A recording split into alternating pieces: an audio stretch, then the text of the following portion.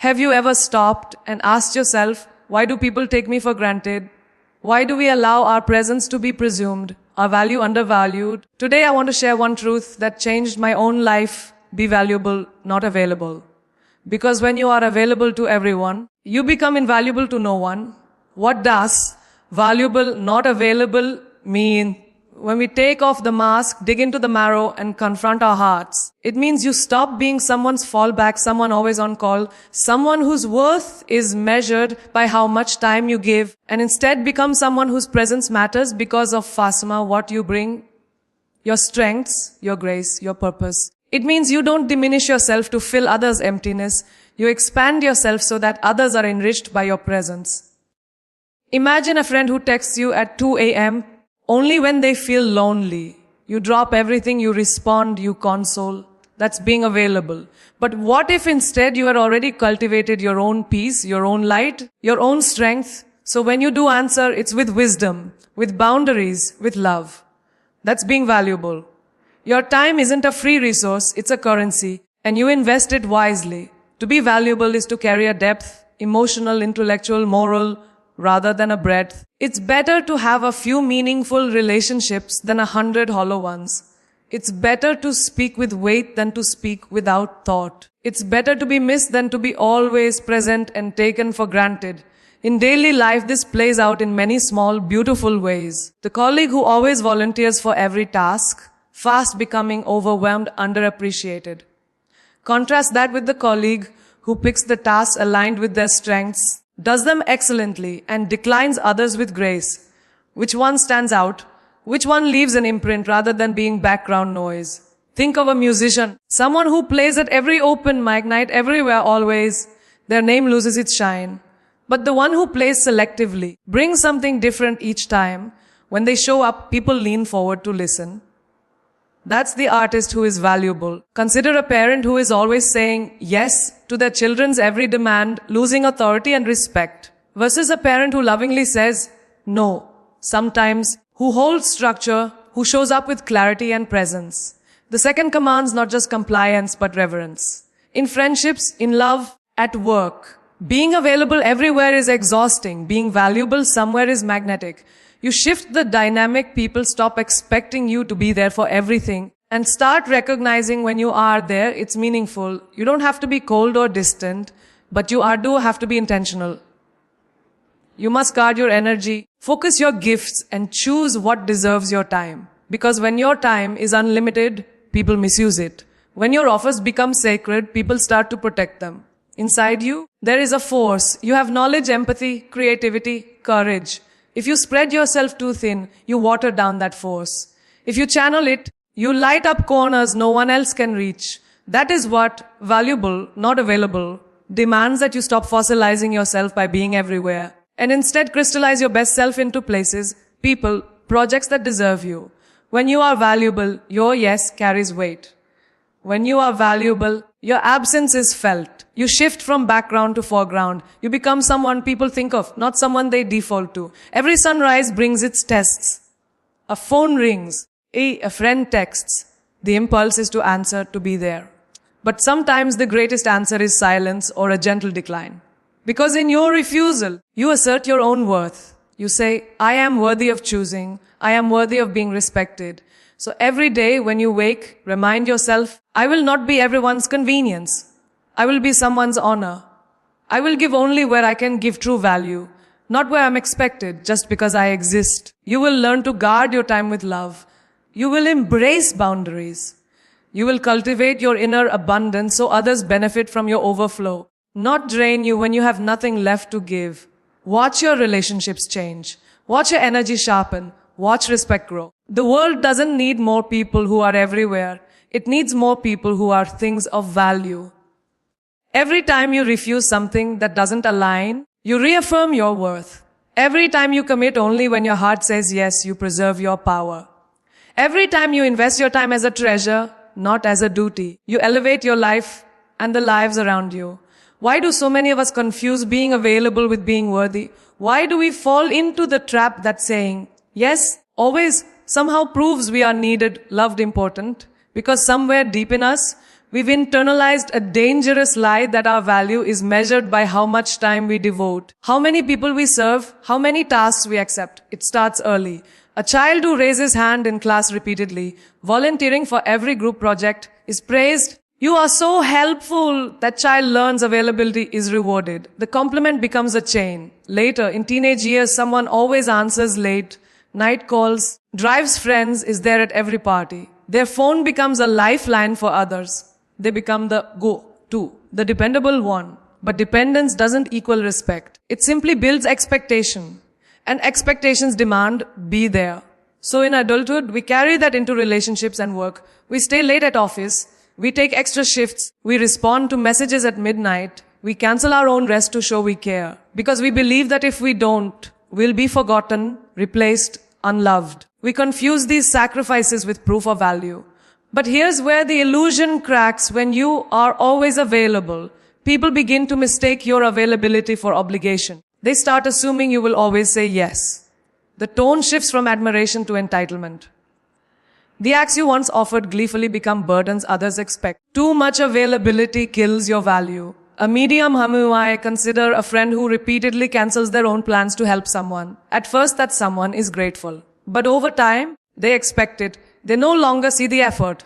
They only see the service. They begin to request with no hesitation. The giver stops being seen as a person with limits. They become a resource. The shift is gradual but real. Think of a teacher or mentor who is constantly accessible to students. Always in office hours, always answering messages, giving extra feedback. Students start to ooze them, expecting more, stretching deadlines, leaning whenever possible. Their guidance becomes free, diluted, taken for granted. Contrast that with a teacher who sets hours, says, I will respond at these times, replies thoughtfully, ensures every engagement is meaningful. The second teacher becomes respected. Their response is held in higher regard. On social media, people post constantly, respond to every comment, engage in every argument, stay online always. They believe visibility equals importance. But audiences burn out. The feed becomes noise. When someone posts less, but with weight, with stories that cut deep, their silence makes room for anticipation. The fewer appearances make each one count. In romantic relationships, you might think that being always available is romantic. You drop everything, you answer every call, you wait by the phone. But true love does not demand constant presence. Love prefers presence that is chosen, not compelled. When your partner always expects you at their beck and call, when no boundary exists, your presence becomes expected, like air. But when you choose to be present, when your availability is not absolute but deliberate, your presence becomes precious. At work, employees who take on every task, volunteer for everything, never refuse, initially praised, later overwhelmed and ignored. Because when you never say no, your yes loses integrity. Your time is devalued. On the other hand, a professional who chooses assignments that align with their strengths, who declines overload, who reserves energy, is often regarded as focused, high quality, indispensable. Why this confusion persists? Because our culture praises business. Look how much I do, I deserve admiration. Social validation comes through overcommitment. We wear busy like a badge. We equate exhaustion with dedication. But exhaustion is not a proof of value. It's a warning sign of poor boundaries. We also fear rejection. If we decline, we imagine we'll lose love, connection, opportunity. So we cling to availability, hoping people will like us, need us, choose us. But ironically, that makes our worth appear weak. Because the most magnetic souls are those who are selective, who give with intention, whose presence is meaningful. Imagine a gardener who waters every plant equally, even the weeds. At first, everything blooms somewhat, but the soil depletes and the prized roses suffer. Now imagine a gardener who tends only the roses, waters them with care, removes weeds, gives them the right nutrients. The roses flourish. The gardener's effort is invested where it matters. In human life, we need to do the same, invest in what deserves us, not scatter ourselves everywhere. Every time you say yes, when your heart says no, you erode a little bit your integrity. Every time you stay late for someone out of fear, you teach that person your time has no limit. And every time you respond instantly to messages that are not urgent, you train others to expect that pace from you. But when you begin refusing what's misaligned, you stop confusing availability with worth. You begin to see your time as sacred. You begin to treat your energy like gold, not a cheap commodity. You begin to earn respect by how you guard your boundaries, not by how much you surrender them. You begin to realize your worth doesn't come from being available, but from being quality, from being depth, from being a presence that matters when it appears. When you prioritize alignment over quantity, you shift from doing everything to doing what matters. You stop chasing the crowd, the numbers, the approvals, and start living by your own inner compass. It means you choose depth over breadth, purpose over popularity, resonance over reach. Picture your life as a garden. You could scatter seeds everywhere, strewn across every corner, hoping something grows. But then you'll struggle to water all of it, weeds will creep in, and nothing will flourish fully. Or you could plant just a few strong seeds in fertile soil, give them attention, nourishment, care, and watch those few grow tall, deep, thriving. That is alignment over quantity. In friendships, we often accept dozens of acquaintances, dozens of likes. On social media, dozens of casual connections. We believe more friends mean more love. But the truth, 10 genuine hearts that hold you when storms come, that speak truth to your face, that celebrate your rise, these are more precious than 1,000 surface, level voices. The friend who sends you a message at 3 a.m. asking if you need anything. Who remembers the small detail you once mentioned 6 months ago? This kind of friend brings alignment. The friend who is just there, in numbers, but never shows up for you when it counts, that's quantity without worth. At work, many of us believe success means more projects, more tasks, more responsibilities. We collect more roles, more clients, thinking more is greater. But then burnout comes. The ones who stand out are those who take on the tasks that resonate, that fit their strengths, that match their vision. They deliver fewer things, but those things are done with excellence, purpose, impact. Their yeses become meaningful. Their presence becomes sought after. In love, people often think that being in many relationships, dating widely, saying yes to every invitation will define your desirability. But no, love that aligns is rare. When two souls share values, direction, vision, even if they meet slowly, their connection deepens quickly. A single partner who values growth, respect, vulnerability, honesty. This alignment matters more than multiple shallow romances. The love that aligns doesn't demand constant presence. It asks for meaning, respect. Consider your creative work. Many creators push content every minute, post every day, respond to every comment, write in every niche. But their craft suffers. Their voice becomes diluted. Contrast that with the creator who picks one message, one tone, one theme, and commits deeply. They may post less, but their posts land harder. Echo in hearts. People wait for their work. That is alignment over quantity. Think of your energy like a resource, finite. You cannot scatter it across everything without depletion. Every time you say yes to what doesn't align, you drain away your focus. But when you conserve your yeses for those moments, those people, those projects that pulse with your truth, your energy multiplies. You start producing not just more, but better, stronger, more resonant. Day to day, you're invited to so many things. A party you don't want to go to. A favor that stretches you too much. A relationship that doesn't respect your heart. You might say yes out of fear of missing out, rejection, being seen as rude. But each yes given to misalignment is a no to yourself. You rob yourself of the chance to say yes to what truly matters. One morning you wake with that growing exhaustion in your chest. You look at your calendar. Full. You look at your relationships. Shallow. You ask, did I scatter my life or sow it? And in that moment, you decide, I will no longer collect moments. I will invest in moments that reflect who I am. I will stop attending every gathering. I will attend the ones that uplift me. I will stop taking every opportunity. I will take the ones that resonate with my core. You begin to filter. You begin to ask, does this align with my purpose, my vision, my values? If the answer is no yes or even uncertain, you let it go. You begin to hold your boundaries. You say, I'm sorry, I can't. Not because you don't care, but because you care enough about honoring your own path. You say, I choose this rather than always others choose me. As you lean into alignment, magic happens. Doors open not because you're everywhere, but because you're exactly where you should be.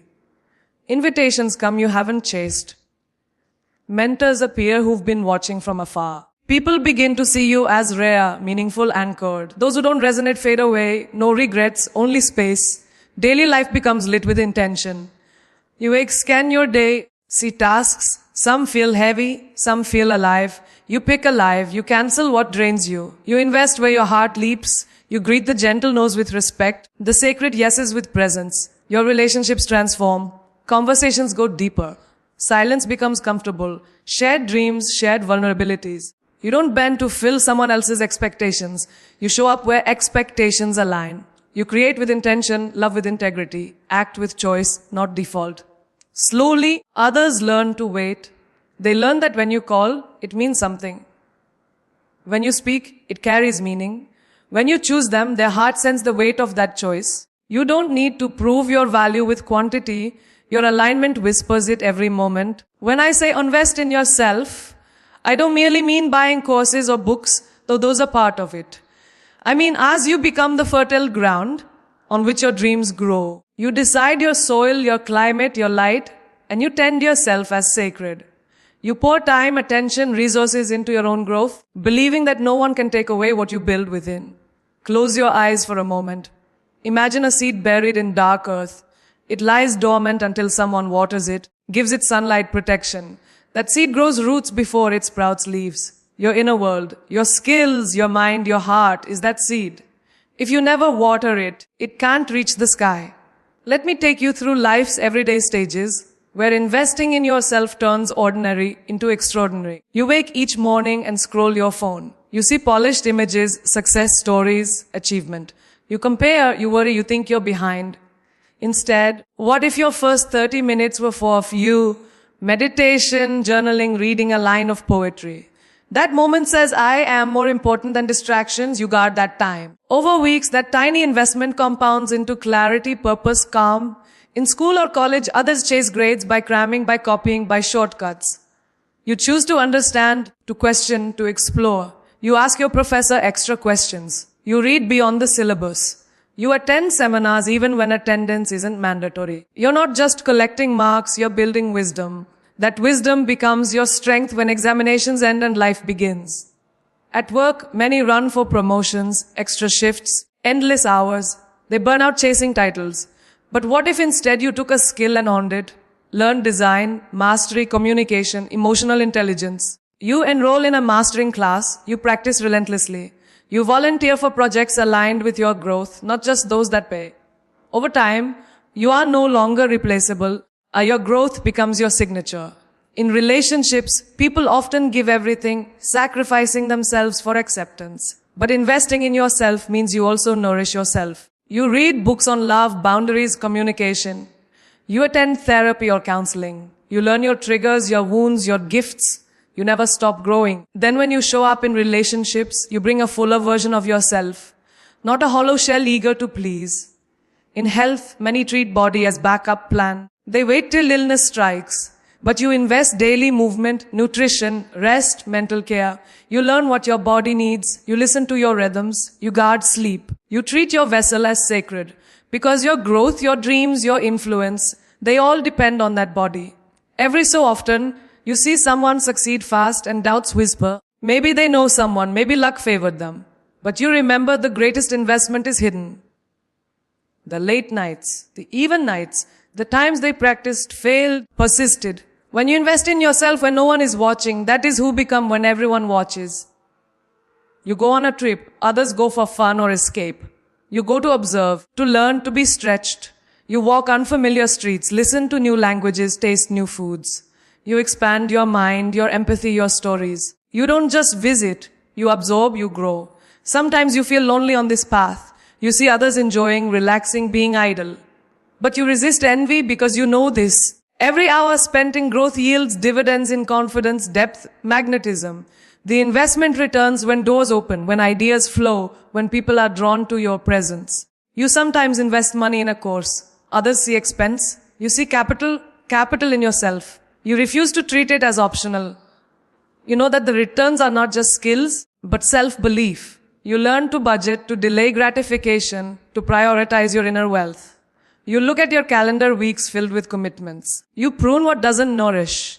You give space for rest, for study, for silence. You stop filling every hour with noise because you respect your growth. You invest blank time, blank pages, blank canvases, blank practice with potential.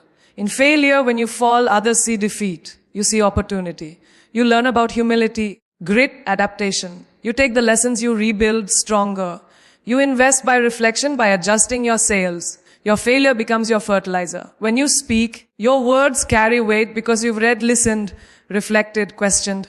Your thoughts are rooted in study, in reflection, in lived experience.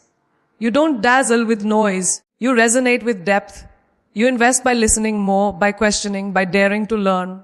Every night before sleep, you reflect, what did I invest in myself today? What did I let slip? You don't judge, you course correct. You build this muscle of self-awareness. Over months, you see the arc, your voice stronger, your boundaries clearer, your confidence firm. You see someone else succeed. You don't envy, they remind you of what's possible. You ask how much did they invest in themselves quietly, persistently. And you recommit to your own inner path, because so long as you invest in yourself, your life ceases to be a reaction and becomes an offering. You lean into growth not for applause, but because your soul demands it.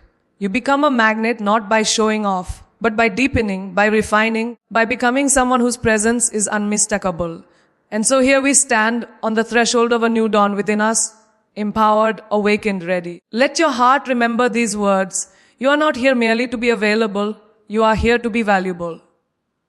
Let that truth settle deep in your bones, echo in your mind, stir your spirit to action. Picture this, you walk into a room not because the crowd asked you to, but because your presence weighs something. Your convictions, your purpose, your character. When you speak, people stop. Not because your voice is the loudest, but because your words are earned. Because your actions have weight. Because your life whispers, I know who I am. I know what I bring. In the days ahead, when someone drops a request on you, feel that pause between the ask and your response. Let that pause be sacred. Let it be your inner counsel asking, does this align with who I choose to be? Does this nourish the life I am building? And sometimes, yes, your answer will be a gentle no, firm but kind. Other times, a wholehearted yes that carries power. When you begin that dance of choosing, the world around you shifts. Remember, the greatest currency you hold is not your time alone, but your integrity, your growth, your self-respect. Invest daily in your soul.